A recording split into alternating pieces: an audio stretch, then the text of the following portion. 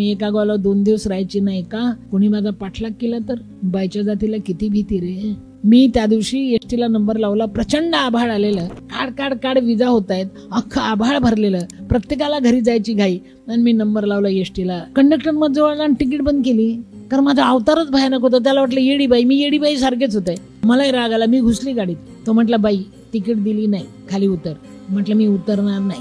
का? पण माझ्या जवळून तिकीट बंद केली ना. मग जवळ थोडेसे पैसे आहे ना, तुमची गाडी ज्या गावाला जाईल त्या गावाचं द्या ना. तो म्हटला नाही देणार. म्हटलं मी पण नाही उतरणार. एक भिकारी आला बेटा, गरीब रे, चप्पल तुटलेली, त्याला दोऱ्या बांधलेल्या, फाटकी झोळी. मग हळूच म्हटला बाई रात्री देवाचं गाणं तुम्हीच म्हटले की नाही? मी तिथेच होतो बाई. माझा एक घोट चहा पिता का? गरीब आहे बाई, जास्त पैसे नाही पण एक घोट चहा पाजू शकतो. तुम्ही देवाचं गाणं म्हटलं रात्री. अरे एक गरीब मला चहा पाजतो. मी उतरले खाली. कंडक्टरला वाटलं बरी ब्यात गेली. त्याने डबल बेल मारली. गाडी सुटली. गाडी इथून आपल्या गेट पर्यंत गेली. आभाळ फाटल्यासारखा आवाज झाला. ज्या गाडीतून मी खाली उतरले त्याच गाडीवर वीज पडली. सगळी राख. ड्रायव्हर कंडक्टर 2-2 फुटाचे कोळसे. आणि मग मी विचार करायला लागले, अरे गाडी पेटली, मेली, राख झाली. मी त्याच गाडीत होते ना. मला त्या बाबाने जर खाली उतरवलं नसतं चहा प्यायला तर मी मरणारच होते. तो कुठे चहा पाजणार? त्याच्यामुळे मी उतरले ना.